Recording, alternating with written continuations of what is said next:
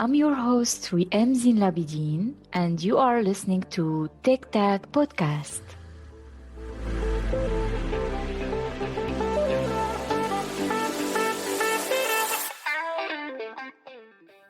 Today, our guest is Anna Kizilova. She's a backend developer at Sumkumu Sapiens in Hamburg. I'm very excited to talk to her. Let's meet with her and learn more about her inspiring journey.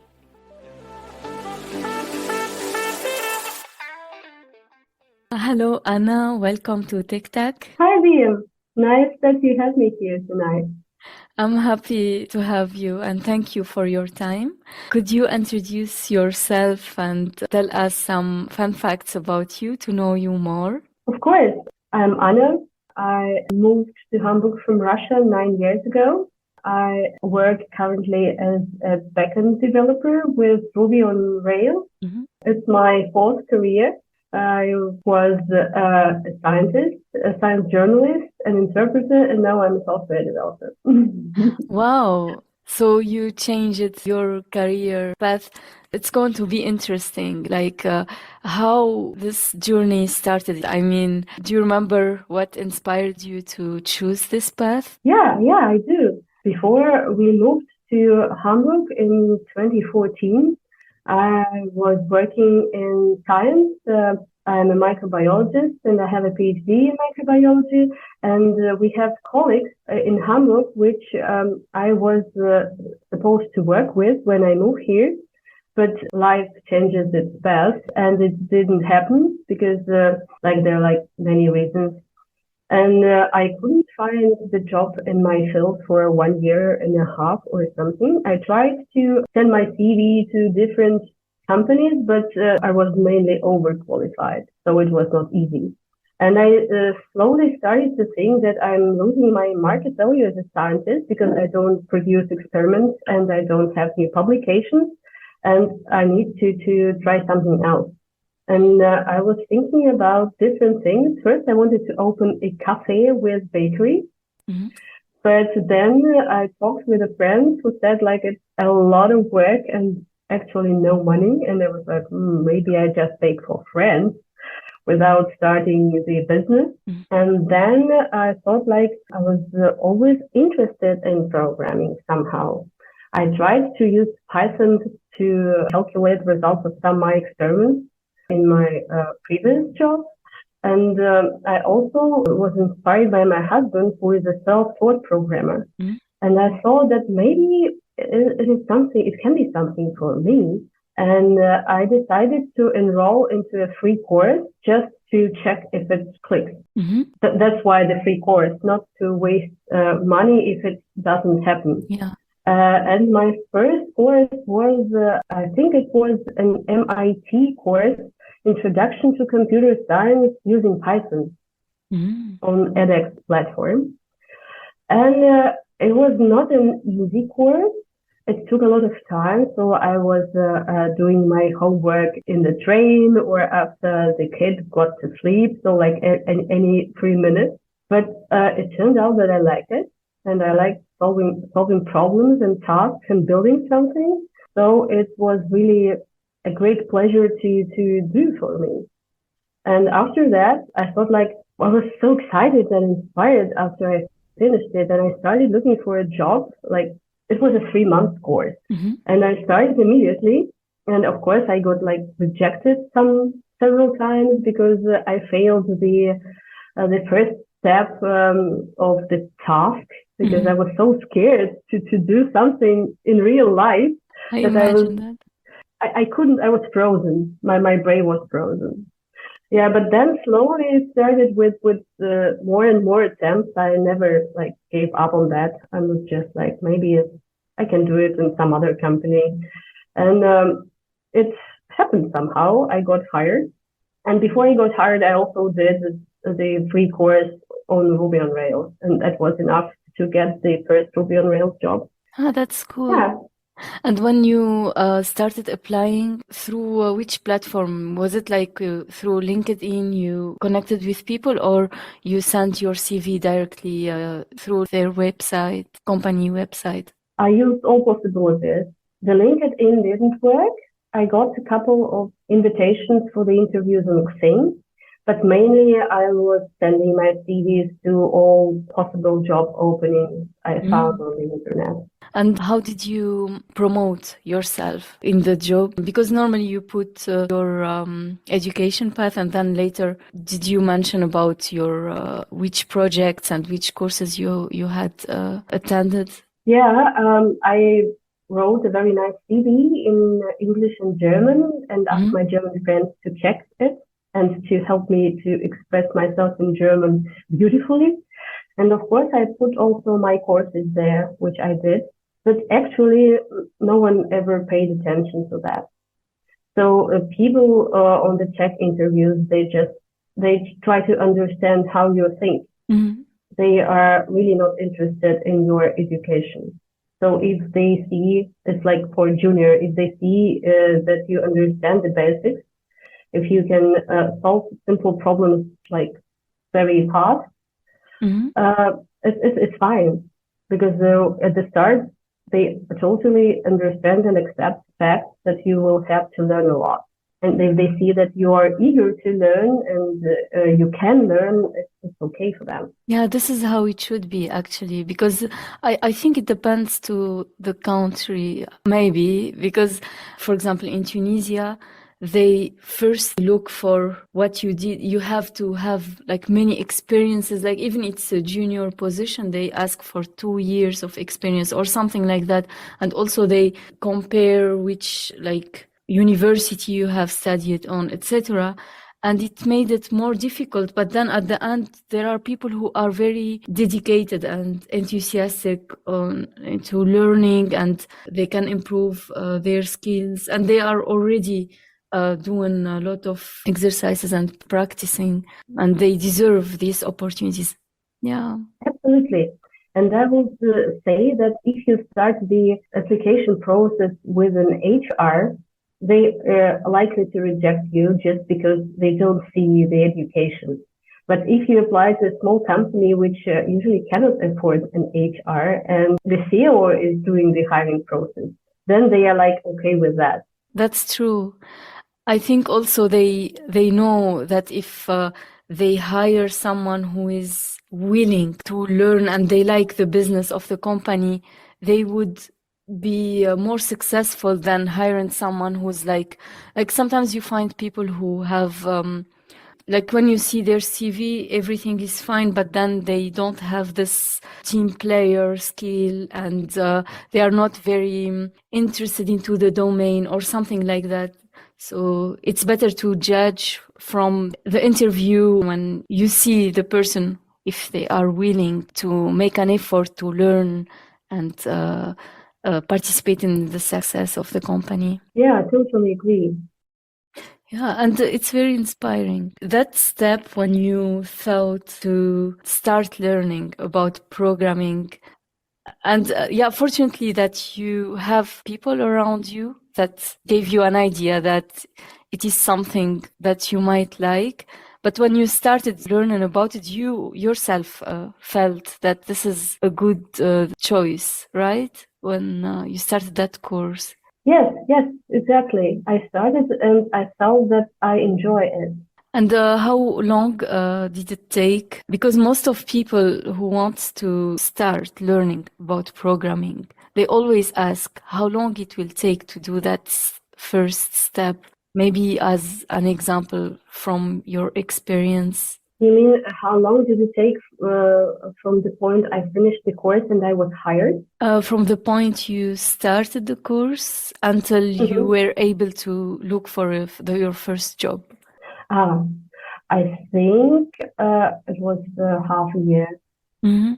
So I started the course. It was like 3 months of the course. Then I continued to learn myself with available instruments like Code Wars, Leap Code. I just trained myself with different exercises. And then I felt like I can try. So it's 6 months, I think. Yeah, and this also requires persistency. Like every day you have to do it, or you have to have a schedule. Yeah, because otherwise, if you don't rely on like a deadline or something, it's easy to procrastinate. Like, is there people around you who motivate you, or you have something that by yourself you motivate yourself? You say, no, every day I have to do this 1 hour or 2 hours, or how did you do this? I think that I motivated myself because I was very motivated to start working Mm-hmm. because I cannot imagine being at home all the time. So I motivated myself to get hired, to apply, and I understood that I need to train for that.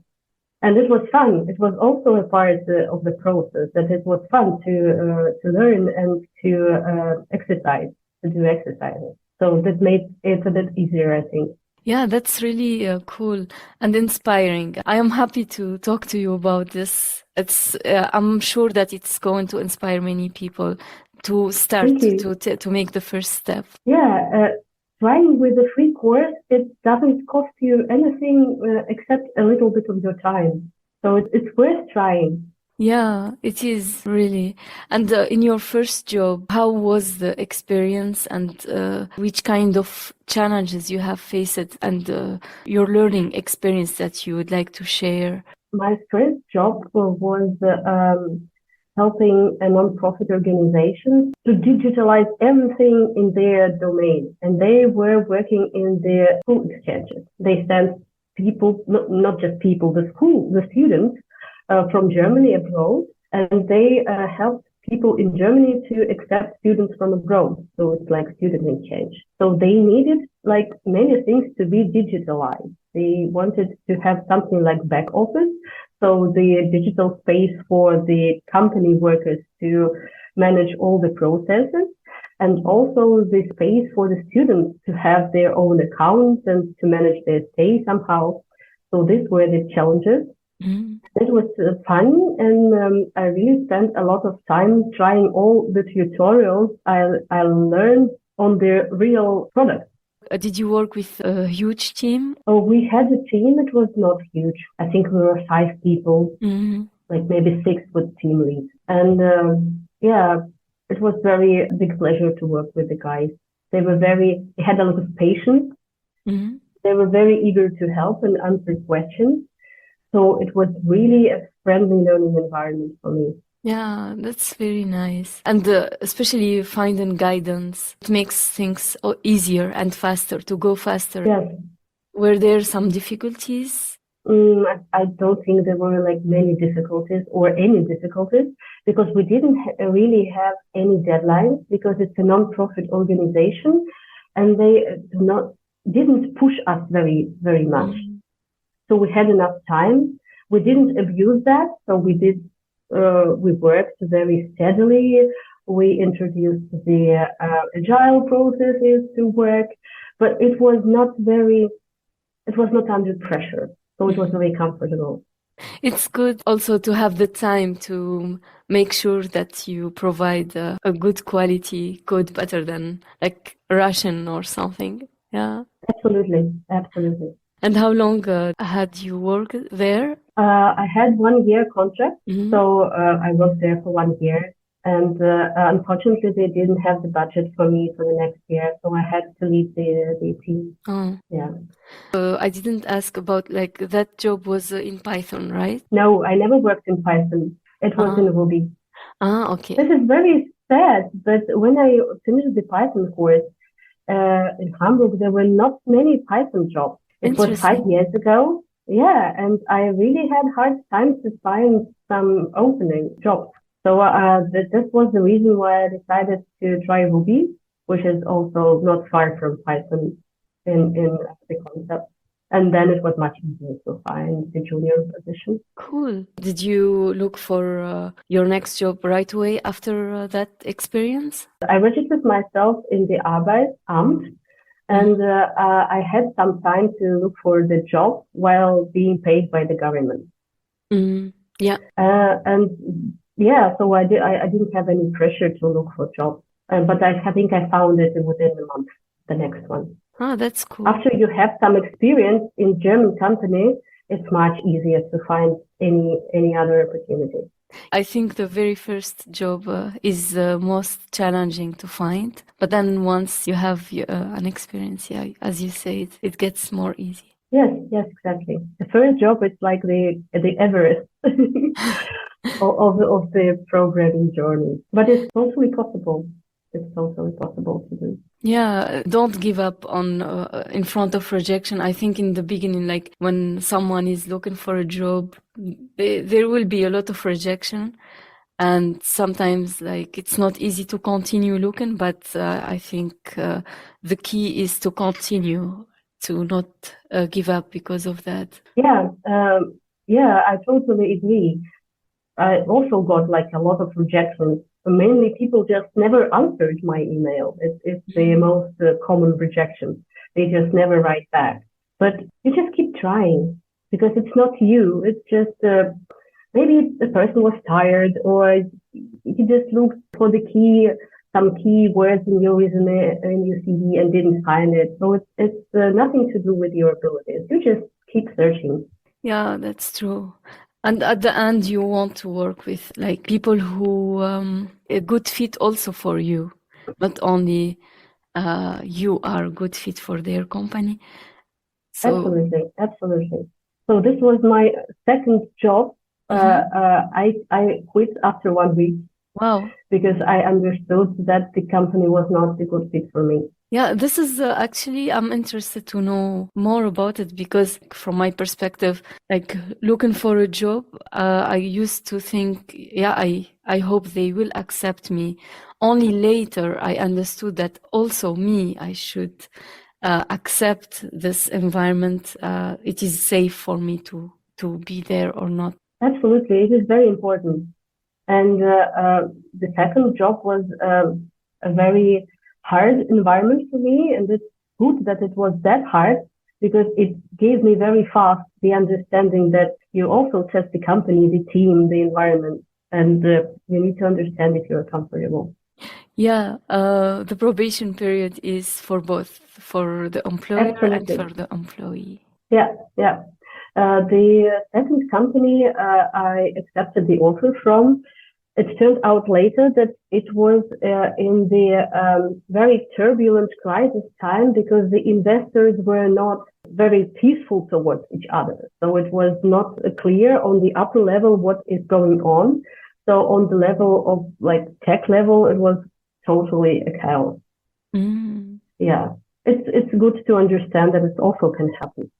In technical level, like it seems that things aren't clear, or also in like the way how people treat each other.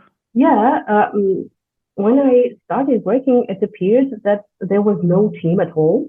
Hmm. There was only freelancers from Bolivia working, and no one was actually knowing what to do. Hmm. So there were no tasks, no nothing, no And no team, no vision. tasks, no vision. No one knew what to do. So it Hmm. was a crisis time, but for this starting person, it was not like a friendly environment and a learning environment because no one could answer any questions. Hmm. So you knew that you will not grow there, and it's good that you take the decision. You know that it is the right one. Yes, so it became clear like in 1 week, so that it won't work. Yeah. And afterwards, how did you progress in your career? I changed to another team where I had a mentor, a senior person, and it was a good relationship, I would say, like working relationship. So I had someone I could ask the questions, and I also there were also like other junior colleagues, so I was not alone. And yeah, we also had a product, but we were like also the product owners, so we had the opportunity to be flexible. About the product owner, I didn't understand it. Like you have your product owner, or you are? We had our product, Ah, and we were working with that, and other people were using the product. I understand now. Nice. And you were working in agile methodology. Yeah, we did. We tried to do it. It was also a small team, but for the agile processes, it's good Hmm. because then we have enough time to do all necessary meetings. Nice. Is this the current company that you are working on, or? It was, no, I changed the job because I wanted to switch to part-time and it was not possible on the previous work. So I started searching for another job and I found it and now I currently work there for 3 years already. At some Nice. point, I understood that I'm having a full-time job. I also got the fellowship from Google to learn the front-end developer. So it was like 9 month program with all possible frameworks and JavaScript. And at some point, I understood that I'm so tired that I cannot do it like full time because I also have a kid, a family, and I need a little more time for other things. Mhm. That's why I started searching for a company where I can work a part time. Currently, you are working part-time? Yes, Mhm. 4 days a week. I understand. And it's good to balance. Yeah, yeah. I started with 3 days a week, but then I understood that it's not good for the career because when you have 3 days working and 4 days off, you don't remember what you did last week. And I added 1 day, and now it feels like it's balanced perfectly. Ah, interesting to hear this perspective because like I didn't try it, but I always wish if the weekend was 3 days. Like, Yeah, but yeah, it makes sense. 4 days is better to keep in sync with the team and everything. yes, it's better for planning the sprints, the tasks. So currently it's like that, 4 days a week. And do you manage to attend the meetings, the important meetings for like every sprint or? Yes. Yeah. I think the most job that is worth to be highly paid is Mm-hmm. to be a mother because it's a lot of things. And I think That's it's right. good that you found a balance between that. And do you also are you able to work from home or do you have this chance to do both? Yeah, we have remote first, so actually I can work from home all 4 days, but I go to the office 1 or 2 times a week just to change the environment and to see the colleagues, to meet the colleagues. Nice. And what is like your current challenges? Like, is it more technical or other challenges that you are encountering? I have been working on one project for 3 years, and since March I switched to another project, and it actually not even exists. We build everything from zero, so it's a very interesting and challenging thing.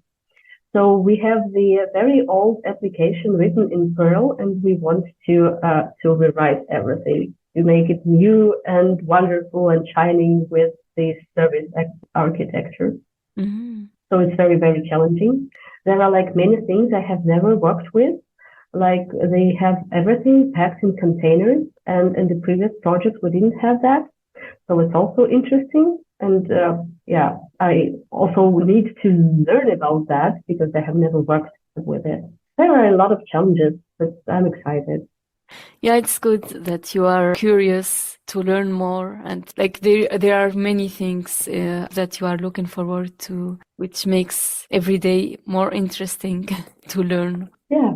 And is there anything like from your learning experience that you have learned when you were working in different companies and you feel it is valuable to share with others? I would say that never hesitate to ask. Ask every time you don't understand or you want to learn something, just ask because it's not possible to know everything. Seniors also don't know everything. So it's very good to work in the team because there are many people with very different expertise and together they form this knowledge pool where you can pick up the small knowledges with your questions. So always ask.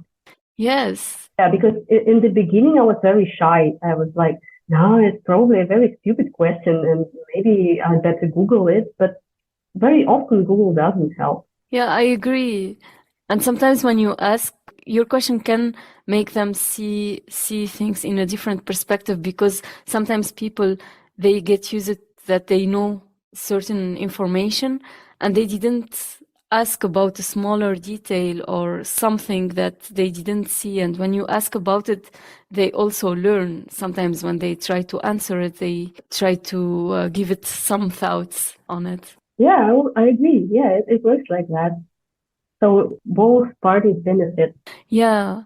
And do you have something in mind, like about the future? Do you have like a goal that you would like to achieve or your wishes related to this path? Currently, I would like to know more about the modern technologies which are used in delivering products to the customers.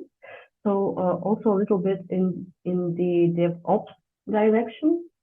So Kubernetes and all the stuff. So it's like continuing learning. Yeah. And I would love to train the vision of the product. So currently we have a product, but it's huge, and we all know like small parts of it.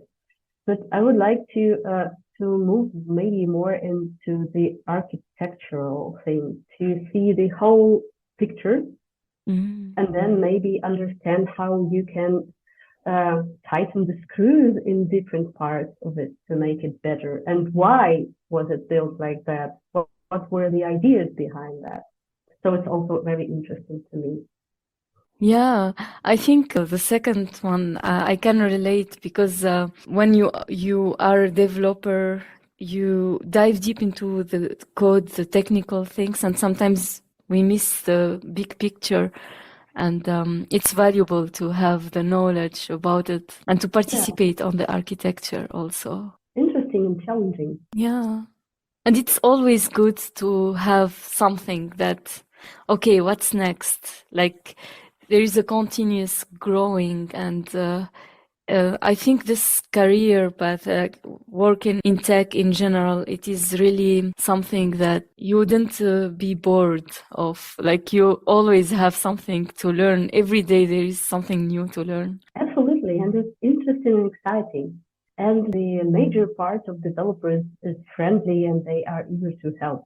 And they are also a lot of fun people there. It's a pleasure to work with them or just to meet up for a drink and discuss some problems. Yeah, it's valuable to be with friendly team. I think it is the most important part. Even like the technology is very interesting, but it's more important. Like I think the team that you are working with, because the technology is always being interesting. What matter now, like, is to be with in the right environment. Absolutely, I agree. It's also important. And I think in the beginning, you don't see how important it is because you just want to start. But Yeah. then you slowly come to understanding that the people who you work with every day for many hours are also important. Yeah. And I think also, I don't know if you notice this, I think in programming in general, most of the people would say when they give a feedback or they talk to each other, they would mention what doesn't work and if in the code review what things needs to change, etc. But when things work, they don't say anything. And I think it is nice to have an additional effort to show appreciation also for the things that works, like because most of the time people talk about what is not working. Yeah, I agree. It's very nice just to have a thumbs up on the line Exactly. of your code. And Yeah. it's like, oh, I'm so good. It's so nice. And it gives you more energy to work further, to develop. Yeah, I agree. And there is another thing about technology and the product. I think it is very important skill to have empathy. For example, if you are working in a product that is provided for people, it's very important to understand the clients, the customers of your product, this perspective, and also the perspective of the team, the whole, like the developers, like try to understand different perspectives. And it's not an easy skill to have. Absolutely, yeah, because your clients are people who will work with your product. It's absolutely necessary to communicate with them and to find out how would your product help them to work, Yeah. to make their work easier, to make them love your product. Yeah, it's Yeah. totally important. Yeah. Cool. And now I think we are going to wrap up with an advice that you wish you have known when you were younger. What would it be? I would tell myself start earlier. Don't Mhm. wait 20 years for another career. Just start up straight after school. Into programming, right? Yes, exactly. Yes. Yeah, just try it as early as you can, and then if you like it, just dive into that. Good And advice. yeah, and I want to wish good luck and strength to all people who would like to try. I'm sure your journey will inspire many people to start. I got very inspired talking to you, Oh, thank and you. thanks a lot for your time. Thank you very much for having me. Thank you. Bye bye. Bye bye.